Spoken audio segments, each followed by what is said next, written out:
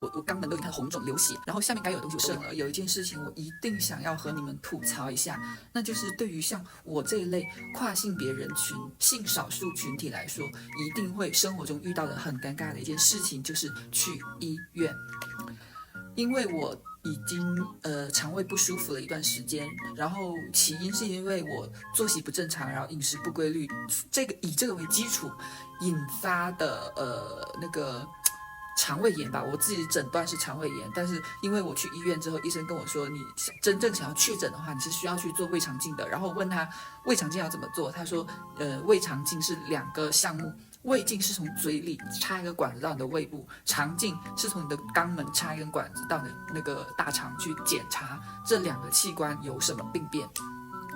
我听了之后，我就觉得非常的丢脸。当然，我也是，就纵使厚脸皮，也是会觉得很丢脸的事情。但我丢脸的点不是在于，要在医生面前裸体，因为我的身体、我的脸蛋、我的所有的外在都是非常美丽的，都非常的 fabulous beauty 的。我没有在怕，我怕的是我是跨性别，就是你看我再怎么漂亮，就是你脱了。就是你把我衣服都脱了之后，我就是一个很瘦的男的，然后下面该有的东西我都有。我只是觉得这个情形在医生以及不了解跨性别的人群看来，其实是蛮好笑的一件事情。我不懂你们能不能同理我的这种想法。我就觉得，我当然知道，在医生的眼里，我们就只是一具肉，但是那每个人有每个人的主观想法，每个人有每个人无法接受的事情。那对于我来说，我无法接受的就是在我美丽的外表下面，竟然隐藏着这一份真实。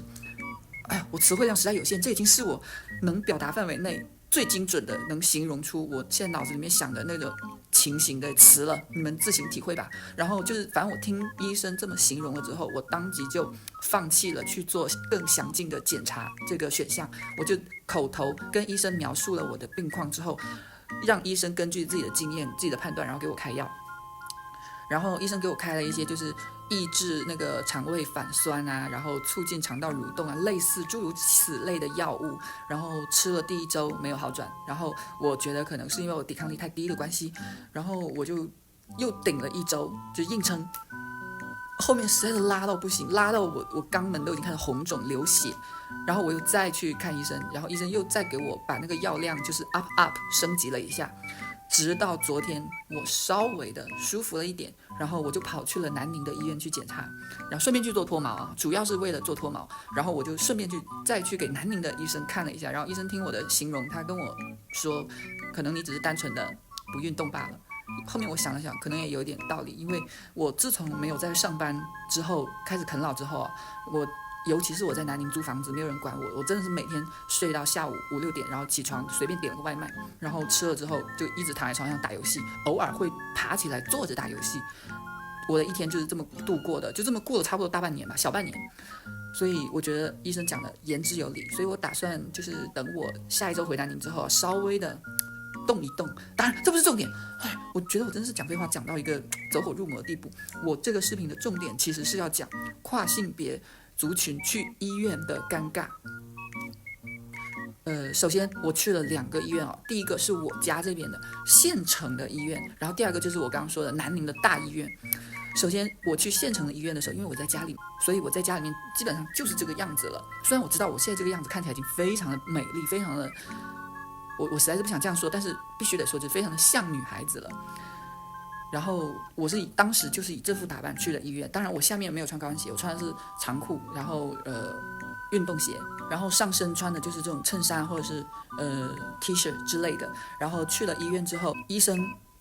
我不知道县城的医生可能是没有这么严格吧，他看了一眼我的病历也没有在管，然后就一直询问我的病情，就是我刚才讲的什么胃肠镜之类的。然后我跟他说我不想要做胃肠镜，我跟你描述一下我的病况，然后你给我开个药就好了。然后这些到这为止都很正常。最后医生问了一句：“你月经正常吗？”你们能懂吗？我当时听到，我是有点意料之外，但是我又有点情理之中的感觉，我就回他一个正常啊。我后面我想了一下，我当时如果纠正他说：“哎，不对，医生，我是男的。”那我觉得尴尬的可能是我。我觉得月经正不正常，在医生的判断里，可能只是出发点在于，他如果月经不正常的话，那我们可能会怀疑到内分泌啊，或者是反正就女生那部分的妇科病方面的。那我只要说一个我月经正常，就怎么说呢，就避免节外生枝了嘛。我的逻辑是这样子的，因为我比起去追究这些细枝末节，我更在意的是我这个人，我这个身份在当下的场景中的合理性。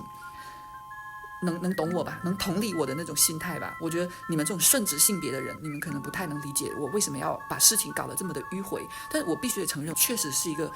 很喜欢想太多的人。就像之前弹幕有很多人说我内心戏很多，我是一个很容易内耗的人，这点我必须承认。然后这是第一点，我在我们当地县城的医院里面发生的事情。然后后面我不是吃了1周的药，又挺了1周，然后我再去医院嘛，也是去县城的医院。然后当时我之前看的那个医生排的人太多了，然后挂号的医生又给我挂了另一个男医生，因为之前问我月经正不正常是女医生嘛，然后他给我挂到一个男医生。那个男医生呢，他就也是正常的询问了病情。可能小县城的医生都比较不那么的执着的去跟病人对他的病历上的信息，因为小县城经常会出现的一种情况是儿子或者女儿拿着爸爸妈妈的病历去看病，然后刷爸爸妈妈的医保。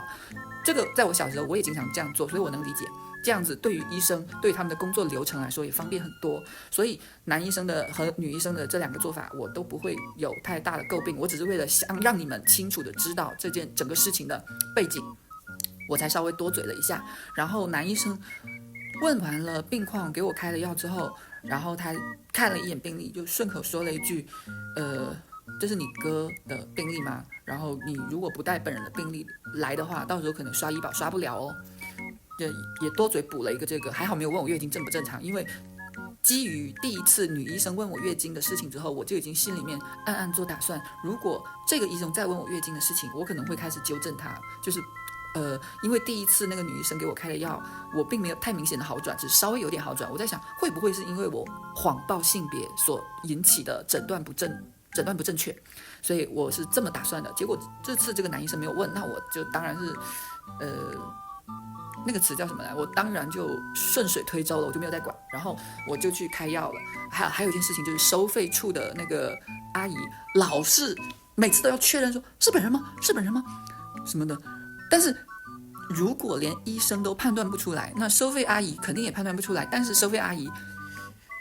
就会因为我的一句是本人啦，他就不再管这么多了。小县城的那个工作模式真的蛮敷衍的，但我个人蛮喜欢的，对我来说很友好。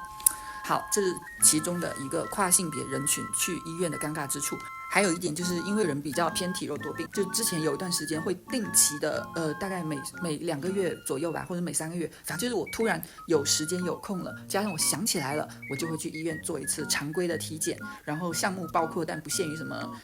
血常规啊、干肾功啊之类的，然后你一定要面临抽血，大城市的医院抽血一定会核对你的那个资料，然后他会看你一眼，确定是本人之后才会开始下针抽血。然后我之前试过头发稍微有点长的时候，就是几年前头发才刚齐肩的时候，我觉得我还比较像男人的时候，我就这么的去了医院，然后护士就会说是本人吗？就是再三确认，最后他也是半信半疑的给我抽了之后，我就知道这件事情是一个对我来说比较偏尴尬的氛围。我后面等我头发再长一点之后，我就会开始每次去医院抽血，我都会戴上男生的假发，然后打扮的稍微偏男性化一点，为的就是让护士比较废除他的戒心。我发现每次做这种明明理直气壮的应该是我才对，我都做得好像偷鸡摸狗似的。当然好，这是题外话，重点在于我最近去医院的女装去医院的次数越来越多了，因为我自己好像没有开始在怕了。然后每次去医院跟医生开检查报告单的时候，医生都会第一次我记得第一次医生他会跟我说，你是本人吗？这个要本人来才能开单哦。是个男医生大概30-40岁左右，但他外观看起来给我的视觉观感就是30几岁，长得还蛮帅的。然后他就会问我说是本人吗？我说是，然后他就是目光再停留在我身上一会儿，然后看到我的喉结之后，他就将信将疑的说，你现在开始走这个风格啦。我就说然后他就一番称赞说，哇塞，你蛮有勇气的，而且蛮漂亮的哦，你不说我都看不出来，我还以为是他姐姐或者是他女朋友帮他来开单子之类的。这是其中一点这件事情在当时我觉得还蛮尴尬的，但后面回去想一下，我还蛮暗爽的，毕竟是被夸了嘛。然后就在今天我去医院也是例行体检，然后跟医生顺口说了我肠胃炎的事情，问他我在现成的医生开的药的基础上，我需不需要再多吃一些别的药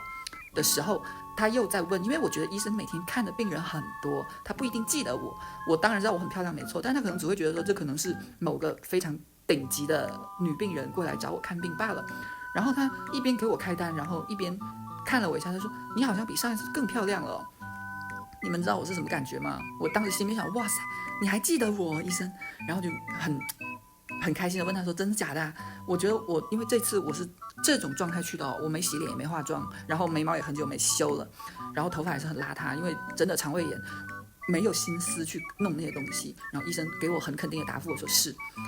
当时我也是非常的开心。所以这个医生他说什么我都信，他说我是因为运动不足，我也信。我有讲这件事吗？就是这个医生给我的诊断，就是因为我长期的在家躺着，所以我的那个肠胃不蠕动，就是肠胃功能比其他人弱了很多，因为我都不运动。这是医生给我的诊断。他说你要么就运动，你不能够一直靠吃药，所以他没有给我开任何的药物，他只说你把你现在现有的药物吃完之后，如果还没有好转，你就去运动。这是他给我开的诊断。然后因为他一直在夸我嘛，我就非常坚定的相信他。我这个视频的主要是想跟你们说，跨性别人群去医院是很尴尬的一件事情。我所获得的各种赞美是基于我很漂亮的基础上哦，因为我知道很多跨性别没有这么漂亮，你们去一定是会很尴尬的。好，这就是我这个视频的重点了，好不好？好久不录视频了，口条变好差，就这么着了，我要去睡觉了。